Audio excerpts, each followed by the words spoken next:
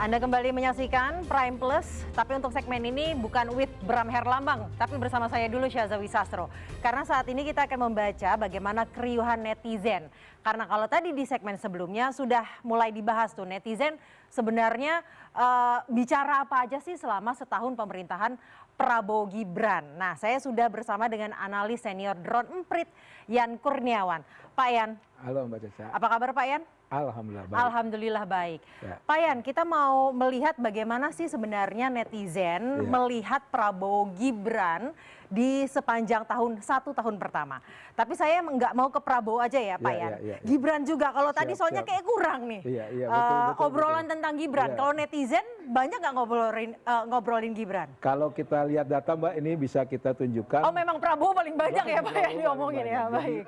Kalau kita lihat share of voice ya ternyata memang satu tahun ini bisa dibilang Gibran itu pelengkap dia, posisinya pelengkap gitu. Jadi baik itu kebijakan strategis maupun isu-isu yang menyumbang sentimen positif maupun negatif itu memang didominasi oleh Pak Prabowo gitu. Jadi ke depan itu harapannya visibility Gibran tuh kalau bisa ditingkatkan karena bagaimanapun juga ini kan ada dua tokoh ini baik itu Pak Prabowo maupun Gibran. Jadi kalau kita lihat ini sebetulnya timpang sekali ya, Pak Prabowo 78%, terus Gibran itu hanya 22%, kurang lebih seperti itu. Kalau tadi kata Pak Silih banyak yang mencuri, Gibran ini kurang mencuri panggung sepertinya berarti kalau di sosial media. Jadi sepertinya Gibran itu kayak main sendiri Mbak, gitu. Contoh misalkan kayak gini, kalau masih ingat lapor Mas Wapres, lihat berita terakhir terkait dengan program lapor Mas Wapres kapan? Itu kan udah lama gitu. Terus yang kedua adalah Gibran itu lebih banyak pada kegiatan-kegiatan yang sifatnya adalah ketemu dengan masyarakat, tapi isi atau substansi dari kegiatan tersebut itu tidak teramplifikasi dengan baik. Beda dengan Pak Prabowo. Pak Prabowo itu ada program yang sifatnya strategis, ada kegiatan di luar negeri. Mbak ingat gak alinea keempat Undang-Undang 45? Menjaga ketertiban dunia misalnya. Nah itu baru terlaksana sekarang ini. Di zaman sebelumnya nggak ada gitu. Belum ada gitu. Nah itu suka nggak suka Pak Prabowo sekarang udah mulai menunjukkan itu. Nah beda dengan Gibran gitu. Nah makanya ke depan harapannya ini Mas Faldo nih sebenarnya saya colek dia juga gitu ke depan, mudah-mudahan Gibran itu visibility-nya ya itu bisa ditingkatkan lagi. Kurang lebih seperti itu. Itu kan artinya hanya pelengkap ya. Saya mau ke Pak Silih berarti yang Anda bilang benar ya bahwa banyak yang mencuri tapi Gibran nggak berhasil mencuri nih. Memang begitu. Ya karena sebetulnya banyak pemberi panggung yang lain kan. Kan kalau kita bicara tadi kan siapa yang ketika jadi pejabat itu kan sebetulnya memberikan panggung pada masyarakat. Ketika Pak Prabowo bicara tentang pemberantasan korupsi, itu kan sebetulnya diinginkan oleh masyarakat gitu. Nah ini yang belum dilakukan sama Gibran nih. Sehingga posisinya sekarang dicuri oleh gubernur-gubernur baru tuh. Sherly, kemudian Kang Deddy. Itu mereka malah jadi lebih shining ya? Lebih shining, memerankan fungsi wapres sebetulnya. Memerankan fungsi wapres. Itu kan kemudian mau nggak mau jadi ancaman. Mau nggak mau jadi ancaman. Baik. Ini yang berat. Mau ke Mas Faldo, pendek saja, memerankan fungsi wapres. Gibrannya nggak kelihatan. Menurut Mas Faldo gimana? Karena tadi juga titipan pesan nih dari Pak Yan. The star is the president. Saya sudah pernah ngomong 2 minggu lalu di sini. The star is the president, terbukti. Terima kasih Bang. Tidak perlu ini dijelaskan. Sesuai tujuan ya? Tujuan itu kan bacaan, bukan tujuan. Tujuan bernegara konstitusionalnya kan ada peran wakil presiden A, B, C kan. Kan ada Bang Refli nih, Bang. Nah jadinya kan kata harus konstitusional. Kan harus konstitusional nih kan. Kalau konstitusional ya presiden tugasnya udah ada undang-undang apa. Tapi yang jelas yang nggak kalah lebih penting ya Mas Gibran menjalankan perannya. Mas Gibran jalan kaki keliling. Semangat Mas Gibran. Baik, lanjut Pak Yan. Setelah ini kita akan melihat komparasi isu. Kalau tadi kita lihat lebih banyak mana yang siapa yang dibicarakan, ini isu apa yang sebenarnya benar-benar dibicarakan oleh netizen? Ya jadi gini, dari awal tahun ya sampai akhir tahun gitu terlihat ya ternyata ada isu yang menurut saya ini saya sendiri terkaget-kaget. Itu ternyata yang paling banyak dibicarakan itu adalah institusi Polri. Tapi setelah kita cek ternyata betul. Kenapa? Gini, kita setahun ini penuh dengan demo dan pasti ada visibility Polri di situ. Terus kedua gitu, kalau ingat itu ada beberapa isu ya yang terkait dengan Polri. Contoh penembakan di Lampung. Terus kedua itu ada isu-isu ketidakdisiplinan anggota Polri. Terus yang ketiga isu keseharian nih, yang sebetulnya itu ternyata ada, yaitu isu SKCK misalkan, isu pembuatan SIM dan sebetulnya. Makanya isu Polri ini jadi tinggi, mengalahkan, coba cek itu Indonesia Gelap. 17+8, demo yang berhari-hari ini. Paling yang harus diwaspadai ini Mbak, makanan bergizi gratis. Karena MBG ini sebetulnya tingginya itu di Agustus, September. Di saat ada isu keracunan. Ya, sebelumnya sudah ada isu-isu keracunan. Di awal-awal tahun juga sudah ada. Tapi meningkat terus dan tingginya itu signifikan itu di bulan Agustus dan September. Nah harapannya ini kalau misalkan ini tidak ditangani dengan baik, ke depan ini masuk tahun kedua, isu MBG menjadi visibility yang paling besar dan itu nyumbang sentimen negatifnya tinggi banget. Dan berarti selama ini isu ini lebih banyak sentimen negatifnya? Iya sentimen negatif Mbak, karena tadi dibilang ada perubahan dari makanan bergizi jadi makanan beracun. Dan itu kan harus dirubah itu, asosiasinya harus balik lagi ke jadi makanan bergizi. Pak Yan, tapi ini menariknya karena Polri mau di setiap isu apapun sebenarnya, mau Indonesia Gelap, 17+8, demo, dan lain-lain pasti akan selalu ada Polri ya? Makanya reformasi Polri itu jadi penting, terutama tidak hanya di wilayah substansi, tapi juga di wilayah interaksi dengan publik. Ingat polisi itu kan bagian dari pemerintah yang selalu berhadapan dengan masyarakat. Nah pertanyaannya adalah terutama di wilayah demo, apakah masih wajah represif atau wajah persuasif misalkan kayak gitu. Itu yang paling gampang sebetulnya. Dan setiap demo pasti memunculkan percakapan publik, kurang lebih seperti itu. Makanya jadinya tinggi Mbak. Beda dengan isu TNI. Isu TNI itu rame pada saat RUU TNI. Ya, selebihnya itu terkait dengan YONTP dan sebagainya itu relatif nggak terlalu tinggi. Baik, beda tidak dengan tertarik-tarik lah TNI ini ya. Gitu. Kalau Polri mau isu apapun, intinya ujung-ujungnya Polri. Iya gitu. Mas Agung, ada komentar nggak Mas Agung?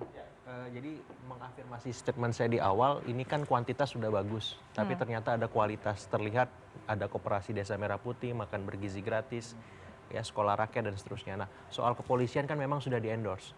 Kemarin ada staf khusus presiden yang itu diangkat untuk membenahi masalah itu dan polisi sudah membentuk tim reformasi kepolisian.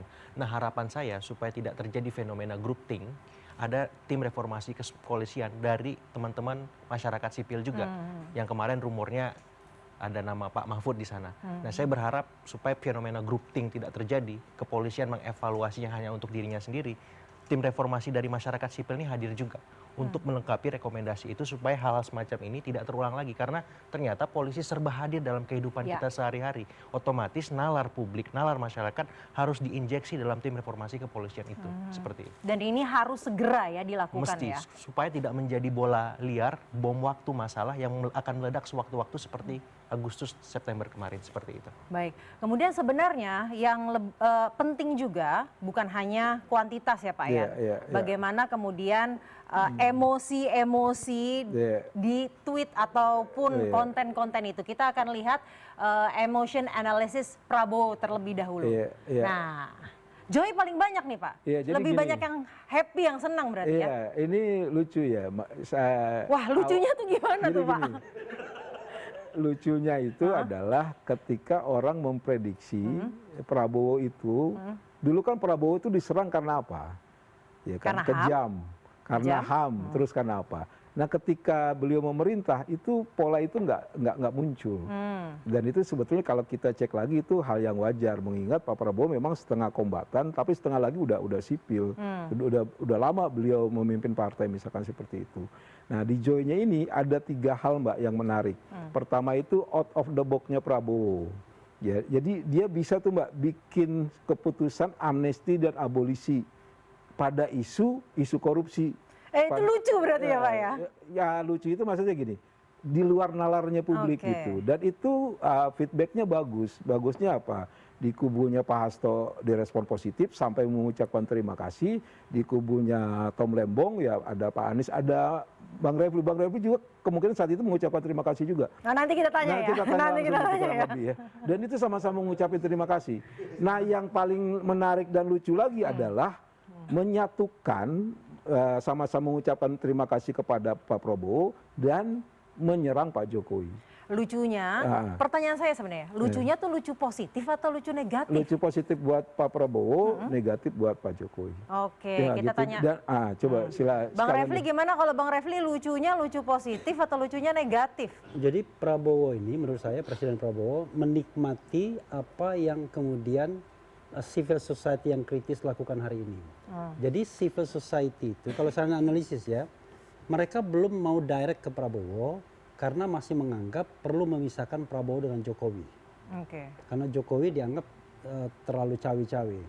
Dan itu yang kemudian membuat civil society menganggap bahwa selama Prabowo masih bonding dengan Jokowi, maka selama itu pula sebenarnya kita nggak akan maju kemana-mana. Itu yang dikhawatirkan civil society. Karena itu sebenarnya kalau misalnya Jokowi bisa off dari pemerintahan, tidak ada lagi cawe-cawenya, maka saya kira kritik akan kepada Prabowo secara langsung.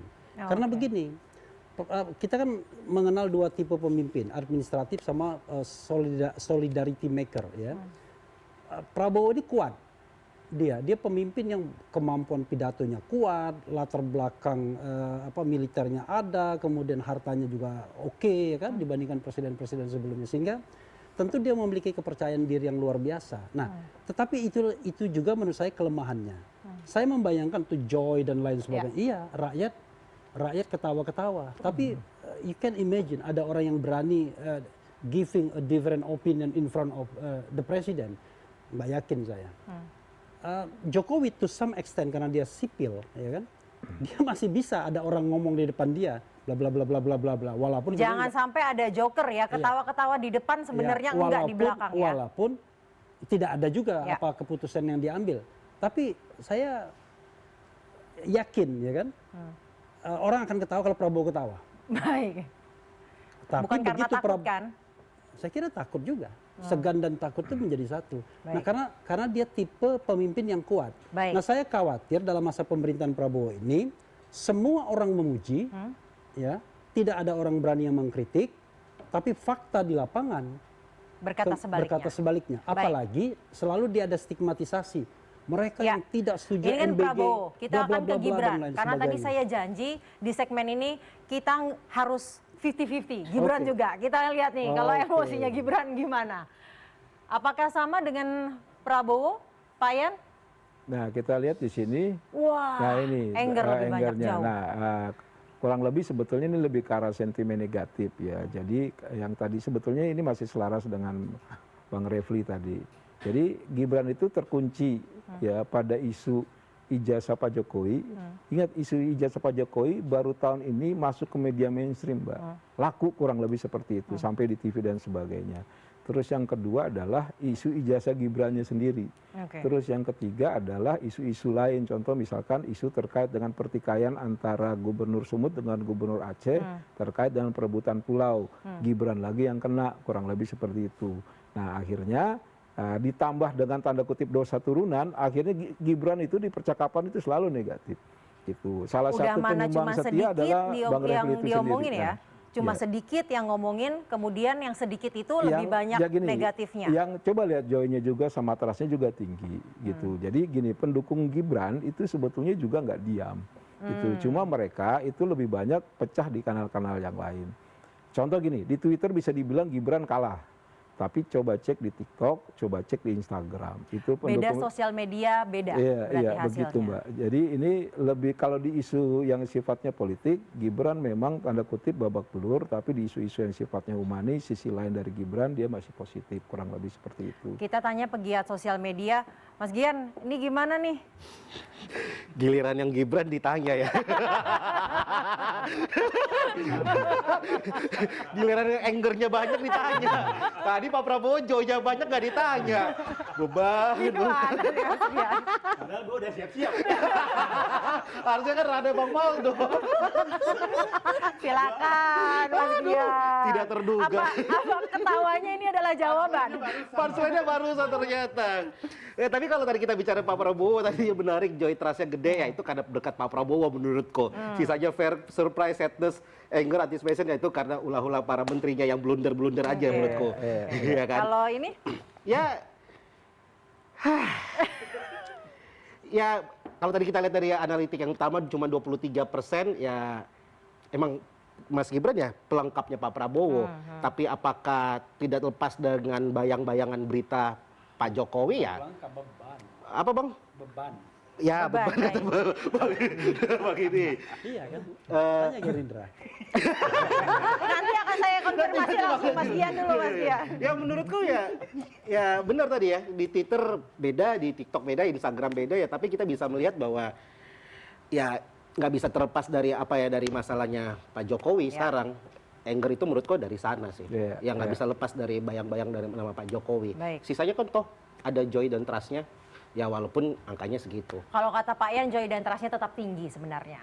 Ya kalau dibandingin yang lain iya.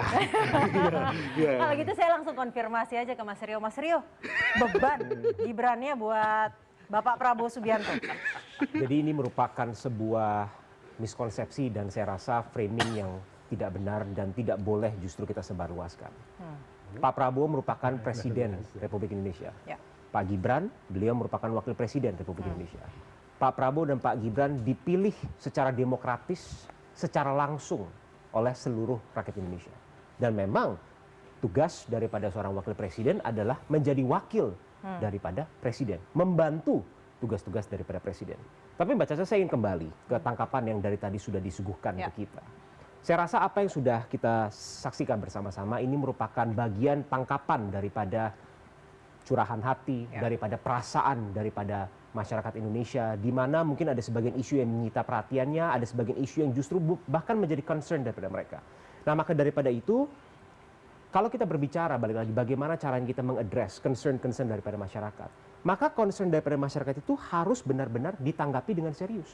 Salah satunya melalui metode komunikasi yang baik. Partai Gerindra mengapresiasi dengan adanya badan komunikasi, di mana orientasi komunikasi itu dua hal, Mbak Caca. Yang pertama adalah melakukan komunikasi secara genuine, apa adanya. Kalau baik, kita objektif, kita bilang baik. Kalau ada kekurangan, kita juga harus fair, kita mengakui ada kekurangan. Lalu yang kedua adalah orientasi komunikasi harus dua arah. Dua arah maksudnya Mbak Caca, itu bukanlah hanya sekedar bilang, oh kita akan meluncur sebuah PR campaign untuk menetralisir isu negatif. Bukan. Dua arah itu artinya benar-benar menangkap keresahan daripada masyarakat, memformulasikan keresahan tersebut dalam bentuk kebijakan agar menyelesaikan keresahan-keresahan daripada masyarakat itu secara real.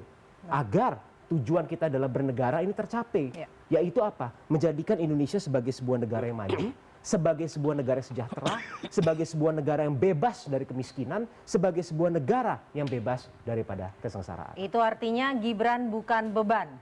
Oh tentu saja bukan, beliau adalah wakil presiden Republik Indonesia. Baik, dan sudah pada porsinya masing-masing ya. Pak Refli mau, tapi jangan panjang-panjang Pak Refli.